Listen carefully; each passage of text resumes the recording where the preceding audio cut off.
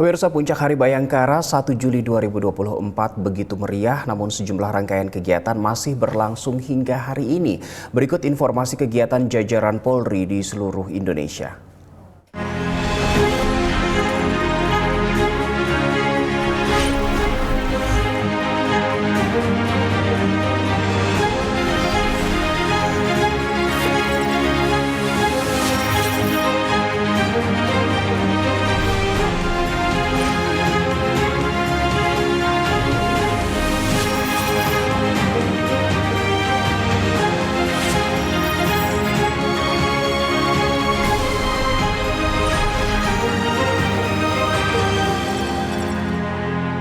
Kepolisian Negara Republik Indonesia memiliki beberapa bangunan yang menyimpan sejarah tersendiri tentang perjuangan dan perkembangan Polri. Salah satunya adalah bangunan Gedung Tinggi Palmerah yang letaknya bersamaan dengan Polsek Palmerah.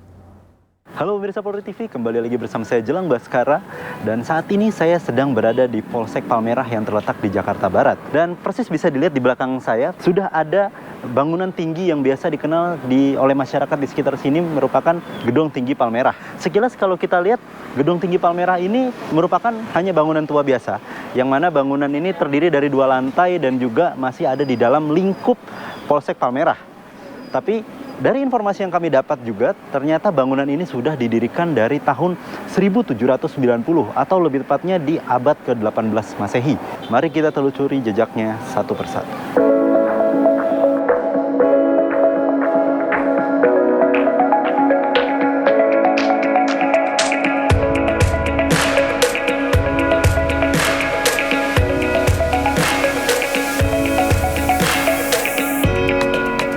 Pemirsa, saat ini saya sedang berada persis di teras dari Gedung Tinggi Palmerah, yang mana saat ini ternyata Gedung Tinggi Palmerah ini masih dialihfungsikan sebagai salah satu pelayanan masyarakat daripada Polsek Palmerah sendiri. Bisa dilihat persis di belakang saya, sudah ada beberapa masyarakat yang ingin membuat SKCK dari Polsek Palmerah ini. Dan selain untuk pelayanan SKCK juga masih dialihfungsikan juga pemirsa untuk melakukan press conference dari Polsek Palmerah, yang mana jika ada kasus-kasus yang sudah diungkap seperti penangkapan pelaku tawuran atau mungkin pengungkapan narkotika dan lain sebagainya, Polsek Palmerah masih memanfaatkan Gedung Tinggi Palmerah ini untuk melakukan press conference. Daripada penasaran, kita langsung masuk aja ke dalam untuk melihat-lihat interior dari Gedung Tinggi Palmerah ini seperti apa pemirsa. Saat ini saya sudah berada di ruang utama dari Gedung Tinggi Palmerah, yang mana sebelumnya pada tahun 1790, tepatnya pada abad ke-18, ruang utama ini merupakan villa dari salah satu petinggi VOC bernama Hendris Hartsink, yang mana di ruang utama ini merupakan ruang tamu dari villa yang dimiliki oleh Hendris Hartsink. Dan seiring berjalannya waktu, Polsek Palmerah mengalihfungsikan ruang utama ini untuk membuat sebagai ruang rapat utama, yang mana di ruang rapat utama ini akan dilakukan rapat-rapat terkait dengan operasi kepolisian yang ingin dilaksanakan oleh Polsek Palmerah ataupun rapat terkait dengan beberapa kasus yang sudah diolah di Polsek Palmerah. Tidak hanya itu saja pemirsa, di dalam ruang rapat ini terdapat 4 bilik yang sampai sekarang masih dialihfungsikan oleh Polsek Palmerah untuk para satker yang ada di Polsek Palmerah. Yang mana sebelumnya pada tahun 1790 pastinya ini merupakan ruang-ruang yang ditinggali oleh keluarga Hendris Hartsink sendiri. Yang pertama bisa kita lihat di sebelah kanan saya, di sini sudah ada ruangan yang khusus digunakan untuk Satker Binmas. Yang mana selanjutnya ada beberapa ruangan lagi yang sampai sekarang mungkin tidak bisa dibuka ataupun dikunci di sini. Bisa kita lihat langsung dikunci. Jadi tidak semua ruangan digunakan untuk satker-satker kepolisian yang ada di Polsek Palmerah. Dan di sebelah kiri saya juga sudah ada ruangan yang dialihfungsikan untuk salah satu satker yang ada di Polsek Palmerah, yaitu Satker Samapta. Selanjutnya, ada satu ruangan lagi yang menurut saya ruangan ini cukup spesial, di mana di dalam ruangan ini merupakan ruangan terkhusus Kapolsek Palmerah dari masa ke masa. Yuk kita langsung masuk saja ke ruangan di sebelah sini. Nah, Pemirsa, saat ini saya sudah berada di ruangan yang sempat saya bilang spesial. Kenapa ruangan ini menjadi ruangan yang spesial? Karena di sini bisa kita lihat di belakang saya sudah ada foto-foto anggota atau personel kepolisian yang pernah menjabat sebagai Kapolsek Palmerah.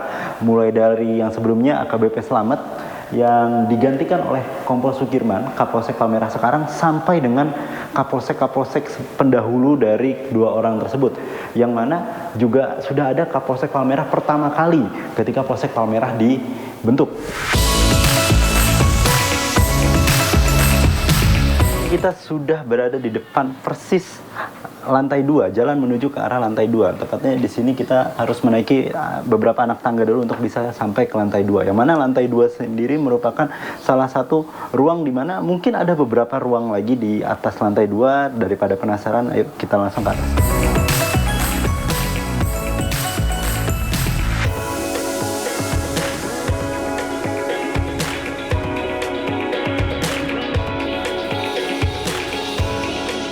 Baik pemirsa, saat ini saya sudah berada di lantai 2 dari Gedung Tinggi Palmerah, yang mana di sini bisa terlihat secara visual Gedung Tinggi Palmerah ini di lantai 2-nya itu merupakan ruangan yang luas tanpa ada sekat seperti gedung di lantai dasar dari Gedung Tinggi Palmerah ini. Dan bisa kita lihat di sini juga banyak sekali tempat-tempat ataupun barang-barang yang cukup lama tidak digantikan. Seperti halnya contoh lantainya sama sekali masih berupa kayu, yang pastinya itu merupakan lambang dari ciri khas rumah-rumah yang berasal dari Hindia Belanda. Dan juga tidak hanya lantainya saja, tapi dari jendela-jendelanya itu tetap mengandalkan kayu jati yang masih cukup kokoh, dan bahkan lantai dan jendela ini yang terbuat dari kayu itu belum diganti sama sekali dari tahun 1790 atau abad ke-18. Jadi kurang lebih sekitar sudah puluhan bahkan ratusan tahun belum diganti sama sekali, dan pastinya ini menambah nilai sejarahnya dari Gedung Tinggi Palmerah ini sendiri. Dan mungkin di tahun 1790 ini di ruangan lantai 2 ini merupakan ruang kumpul dari para petinggi-petinggi VOC yang tersebar di seluruh Indonesia. Dan untuk mengetahui sejarah yang ada di balik Gedung Tinggi Palmerah ini, kita akan berbincang dengan Kapolsek Palmerah, Kompol Sugirman, untuk mengetahui dari mana ataupun sejarah apa saja yang sudah terjadi di Gedung Tinggi Palmerah ini. Komandan, sebelumnya saya izin bertanya terkait dengan sejarah singkat nih terkait Gedung Tinggi Palmerah ini. Ya, ini sejarahnya tahun 1790. Itu sebelum VOC datang ke kita itu tahun 1500. Nah, tahun 1700 berarti 200 tahun penantian. Nah, 1790 itu karena Jakarta diserang, namanya masih Batavia, diserang penyakit malaria. Nah, terus ini dapat instruksi ini kan ada kaitannya dengan Keraton Surakarta. VOC itu ada kaitannya dengan Keraton Surakarta yang waktu itu masih penjajahan di Jawa, itu supaya mendirikan kongsi. Nah, kongsi dagang itu kalau waktu VOC itu masih dipakai, terus menjadi di gedung ini dari tahun itu sampai sekarang masih begini, belum dirubah, hanya paling keseng-keseng dicat, paling di itu. Nah, terus waktu itu untuk menanggulangi penyakit malaria tadi dibentuk ini gedung. Ini tertutup, jadi tahu sendiri orang bule itu biar tidak dianggap orang masyarakat Indonesia banyak penyakitnya, sehingga dia mendirikan ini. Sejarah gedung ini banyak temennya sebenarnya. Setelah Palmerah itu Ciledug, terus yang di Kramat Jati, terus yang di Tanjung Barat, terus yang di Pondok Gede, termasuk Kalideres, Cengkareng. Namun yang ada sisa tinggal sini, Ciledug sama Kramat Jati. Dan selanjutnya Pak, di gedung ini sendiri apakah ada sejarah yang atau peristiwa yang sempat terjadi, peristiwa besar yang sempat terjadi? Nah, selama VOC di sini, jadi terus waktu itu ada perlawanan masyarakat, ada perlawanan yang mana asli pribumi ini menyerang kepada tentara VOC. Sehingga dijadikan markas. Ini dulu belum ada rumah sama sekali. hanya rumah satu-satunya. Di depan sini aja masih rumput-rumput. Dulu jalan ke depan sampai Selipi itu kelihatan rumah. Hanya kelihatan ini, betul, karena pohon-pohon nggak ada. Jadi masih ada, dari sana itu kelihatan gedung ini. Setelah jadi markas, VOC kan pergi, orang-orang itu pergi yang Belanda itu. Sehingga ada inisiatif para pimpinan Polri kita untuk jadiin Polsek. Dulu namanya Kodak 7 Metro Jaya. Jadi belum Polda Metro Jaya, namanya Kodak 7. Sehingga sini dia kategorikan pantas menjadi Polsek Palmerah. Sehingga apa itu? Boleh dibangun asal ini atas nama asrama. Batasnya belum ditentukan. Waktu itu belum ditentukan. Boleh sebenarnya waktu itu para pencari asrama itu sebenarnya mengembang sampai jauh-jauh. Cuman setelah berkembang terus dibatasin. Hanya ini wilayahnya. Termasuk itu Di sana ya. Gedung puskesmas itu sebenarnya. Tapi diminta puskesmas untuk didirikan puskesmas. Yeah. Katanya bangunan ini itu sudah ditetapkan oleh Pemda sebagai cagar budaya ya Pak. Itu kira-kira dari awalnya itu gimana ceritanya Pak? Cagar budaya kalau nggak salah tahun 80 ya. Dinobatkan sebagai cagar budaya. Itu tahun 80. Karena dipandang perlu bangunan itu perlu diselamatkan. Kalau nanti bangunan itu tidak diselamatkan, tidak ada riwayat dan sejarah. Sehingga bangunan ini diselamatkan oleh Pemda DKI dengan asumsi nanti perawatan dan sebagainya oleh Pemda DKI. Ini sementara udah direnovasi yang keempat. Sudah. Yang ketiga kali itu renovasi dari pihak Pemda, namun demikian dananya ya masih kita lah. Saya ini yang terakhir, saya yang keempat ini mau saya cat aja biar pantas karena gedung ini angker. Kalau nggak dicat warna begini itu ngeri. Selanjutnya Pak, ketika sudah ditetapkan nih sebagai cagar budaya, tanggapan dari masyarakat itu apakah menolak atau gimana? Masyarakat lebih senang. Apalagi nih nanti kalau seandainya dibangun yang bersih itu bisa dikunjungan oleh masyarakat. Masyarakat sekitar oke-oke saja, tidak ada masalah. Sementara dipakai Polsek, ini aja kan hanya dipinjam untuk konsolidasi aja, untuk rapat-rapat. Dan terakhir Komandan izin, mungkin ada harapan dari masyarakat setelah dijadikan ini ditetapkan sebagai cagar budaya dari masyarakat atau dari kepolisian mungkin. Yo kalau bisa harapan masyarakat tetap cagar budaya, bisa dikunjungin, bisa menjadikan aset wisata gitu. Bagi kita polisi ya sama saja, artinya cagar budaya tapi dirawat. Kita udah mulai merawat, mudah-mudahan pejabat sesudahnya yaitu merawat. Terima kasih banyak ya. Waktunya Komandan.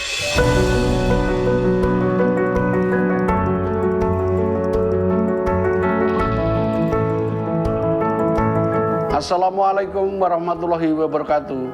Salam, Om Swastiastu, Namo Buddhaya, Salam Kebajikan, Rahayu. Saya, Kompol Sugiran SPDMM, mengucapkan selamat hari ulang tahun Bayangkara ke-78. Semoga ke depan Polri dalam melayani masyarakat semakin maju. Mari kita sukseskan transformasi ekonomi yang inklusif dan berkelanjutan untuk menuju Indonesia Emas. Salam presisi.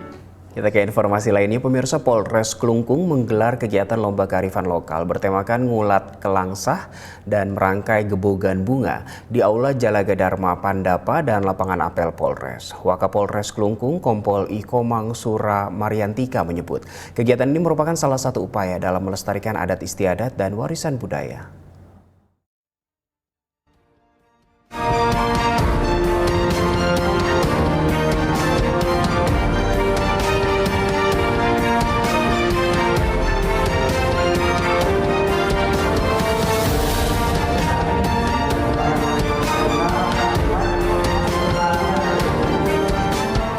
Swastiastu.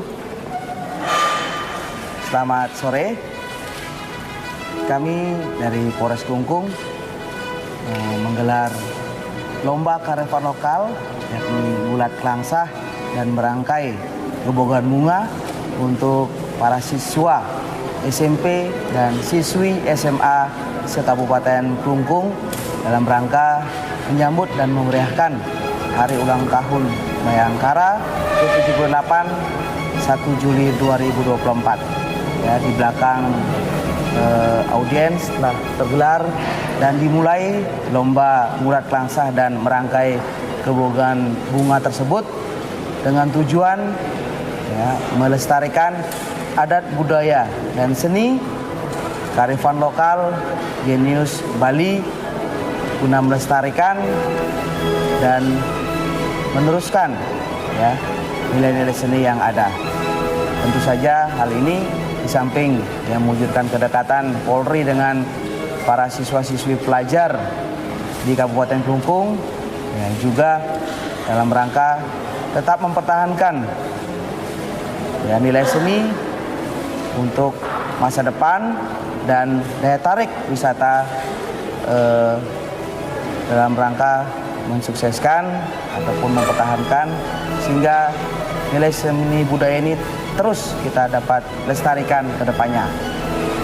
Nanti akan diperebutkan juara lomba kategori siapa pengulat klangsah ataupun perangkai bunga yang dalam kategori paling seni dan paling indah, dan hasilnya akan digelar sebagai dekorasi di lapangan dalam perayaan ataupun upacara Hari Bayangkara 1 Juli yang jatuh nantinya besok atau kita laksanakan besok. Sekian. Ya.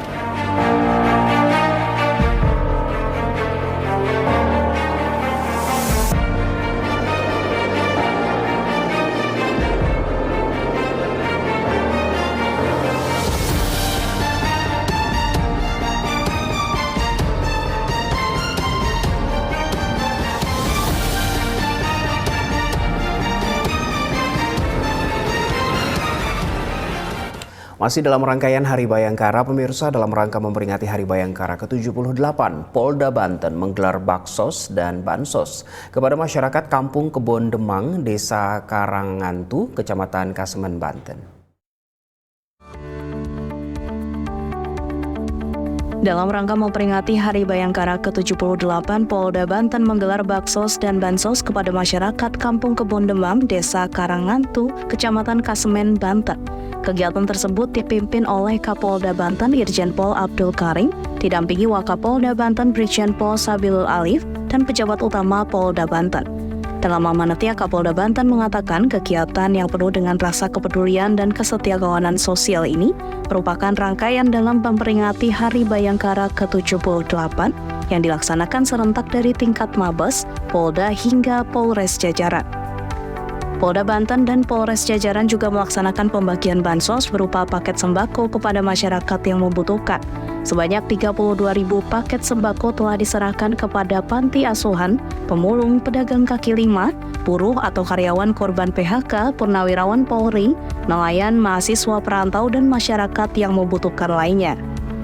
Kapolda juga menjelaskan Polda Banten juga menggelar baksos berupa bakti religi terhadap 690 rumah ibadah dengan rincian 648 masjid, 27 gereja, 5 pura, 5 vihara, dan 5 kelenteng. Serta melakukan bedah rumah dengan sasaran anggota Polri yang rumahnya sudah tidak layak huni, purnawirawan Polri, dan mitra Polri. Hal ini merupakan bentuk kepedulian Polri kepada anggota serta masyarakat sekitar Polri.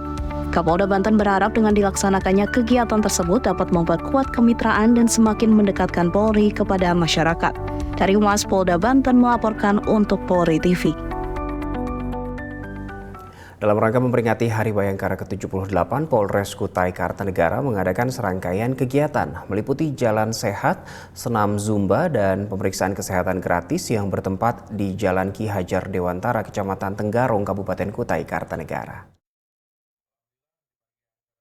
Acara ini dihadiri oleh berbagai pejabat penting dan tokoh masyarakat, di antaranya Kapolres Kutai Kartanegara, AKBP Heri Rusiaman, Sekretaris Daerah Kutai Kartanegara Sunggono, Dandim 0906 KKR, Ketua DPRD Kutai Kartanegara, dan sejumlah perwakilan dari instansi pemerintahan dan kepolisian. Pelepasan jalan sehat dilakukan oleh Kapolres bersama Forkopimda dengan rute meliputi beberapa jalan utama di Tenggarong, mulai dari Jalan Ki Hajar Dewantara dan berakhir kembali di tempat yang sama. Acara semakin meriah dengan penampilan polisi cilik Mahakam dan pembagian berbagai macam door prize. Kapolres Kutai Kartanegara berharap acara ini dapat memberikan kebugaran fisik dan kesegaran pikiran, serta membangun rasa kebersamaan di antara Forkopimda, seluruh stakeholder dan masyarakat Kabupaten Kutai Kartanegara.